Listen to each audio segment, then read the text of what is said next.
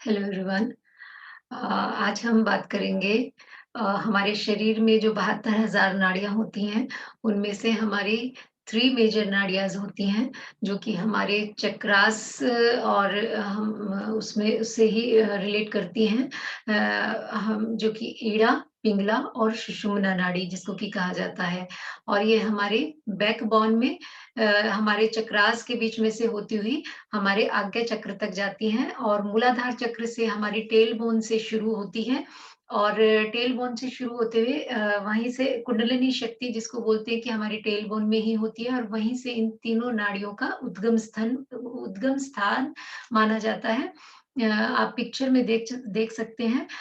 तो जो तीनों हमारी नाड़ियाँ होती हैं सुषुम्ना, इड़ा और पिंगला, वो तीनों यहाँ पर आकर मिल जाती हैं आज्ञा चक्र पर हमारे, तो उसको त्रिवेणी भी बोला जाता है। उसके बाद सहस्त्रार चक्र तक हमारी सुषुम्ना जाती है। जब हमारी कुंडलिनी शक्ति जागृत हो जाती है, तो हमारी सुषुम्ना जागृत हो जाती है।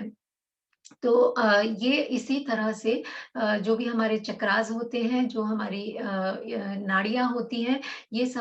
जो 3 नाड़ियाँ होती हैं हमारी इड़ा, पिंगला और सुषुम्ना, ये हमारी बैकबोन में सुषुम्ना नाड़ी होती है और वहीं पर ही ये चक्रास सारे स्थित होते हैं। तो बट इनको इंडिकेट किया जाता है आगे से क्योंकि हमारा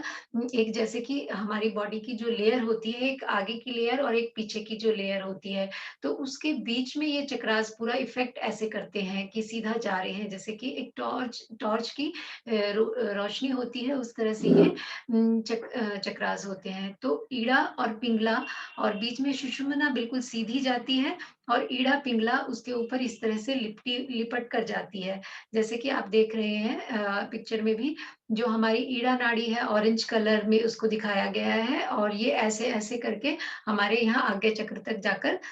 खत्म हो गई है इसका एंड हो गया है और ऐसे ही पिंगला नाड़ी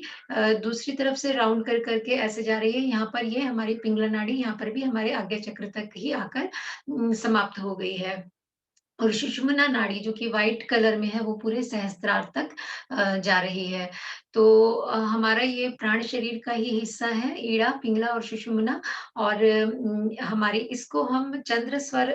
बोलते हैं। हमारा जो लेफ्ट नॉस्ट्रिल है, उसको चंद्र स्वर बोलते हैं और ईड़ा नाड़ी इसको ईड़ा नाड़ी हमारी इससे रिलेट होती है क्योंकि ये हमें ठंडक देती है। इधर से हमारा जो श्वास है, वो ठंडा होता है और इसको हम पिंगला नाड़ी बोलते हैं इधर से जो हम श्वास लेते हैं और इसको सूर्य स्वर भी बोलते हैं। और जब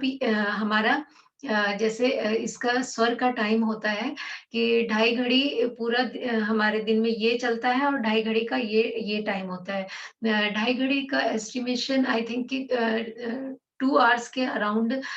ढाई घड़ी का टाइम होता है। तो ढाई घड़ी हमारा लेफ्ट चलेगा और ढाई घड़ी ये राइट चलेगा। तो अगर ये टाइम अगर हमारा डिस्टर्ब होता है तो हमें बहुत सारे डिज़ीज़ होनी शुरू हो जाती हैं कि अगर इनका टाइम डिस्टर्ब हो जाता है किसी तरह से या फिर हमें डिज़ीज़ होती है तब इनका टाइम डिस्टर्ब हो जाता है। और जब हमारे दोनों नोस्ट्रल चल रहे होते हैं तो हमारा सुषुम्ना नाड़ी में श्वास का प्रवाह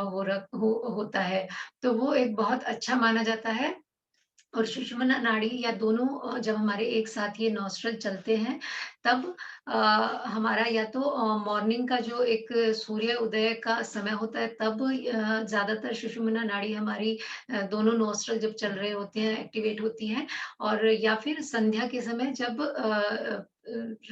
रात्रि और दिन का जब मिलन हो रखा होता है तब या पूजा का समय होता है जब हमारा संध्या आरती का टाइम होता है तब उस समय में सुषुम्ना नाड़ी हमारी चलती है। तो ये हमारा तीनों नाड़ियों का जो है यहीं से हमारे पूरी जो 72,000 नाड़ियों में है, हमारे चक्रास में है, इन्हीं नाड़ियों से हमारे इसमें प्राण शरीर में सारी शक्ति फ्लो होती है और यही सारा हमारा जो है सिस्टम एक जीवनी शक्ति का, ये पूरा सिस्टम इन्हीं के ऊपर बेस्ड है। तो आई थिंक कि आपको अच्छे से समझ आ गया होगा कि इड़ा, पिंगला और सुषुम्ना नाड़ियों का हमारे बॉडी में क्या महत्व है और क्यों हमें इसका ध्यान रखना चाहिए। इसीलिए हम अनुलोम-विलोम और ये सब करके अपनी इनको जो ब्लॉकेजेज़ आ जाते हैं हमारी नाड़ियों में जब ऑक्सीजन की कमी होती है या प्राण शक्ति की कमी होती है, तो ये ब्लॉकेजेज़ आने से हमें बहुत सारी डिज़ीज़ हो जाती हैं, चाहे वो हमारी मेंटल प्रॉब्लम हो, फिज़िकल प्रॉब्लम हो, चाहे हमारी इमोशनल प्रॉब्लम हो, ये सब चीज़ें हमारे प्राण शरीर से रिलेट करती हैं और हमारी जो एक कॉस्मिक एनर्जी है या जीवनी शक्ति है जो हमें मिलनी होती है वो जो इसमें हमारे शरीर में जो ब्लॉकेजेस आ जाते हैं, तो उनकी वजह से वो शक्ति हमारे पूरे शरीर में फ्लो नहीं कर पाती। तो इनको स्वस्थ बनाने के लिए हम प्राणायाम करते हैं या फिर और बहुत सारी चीज़ें होती हैं कि हमारे जो चक्रास ब्लॉक हो जाते हैं, उनके लिए मंत्र चैंटिंग भी होती है और प्राणायाम और या फिर बहुत सारा हमारा आहार आहार चर्या है या हमारी जो जीवन डेली लाइफ़स्टाइल जो हो गया है हमारा, वो सब चीज़ें बहुत इन चीज़ों के ऊपर इफ़ेक्ट डालती हैं। तो हमें अपने लाइफ़स्टाइल को अगर ठीक रखें टाइम से सोना, टाइम से उठना और अच्छा शुद्ध शाकाहारी भोजन करना, सात्विक भोजन करना, तो ये सब चीज़ें मिलकर हमारे इन 7 बॉडीज़, 7 चक्रास इन सब चीज़ों को इफ़ेक्ट करती हैं, जिससे कि हमारी जीवनी शक्ति अपने हाथ में ही है कि हम उसको कैसे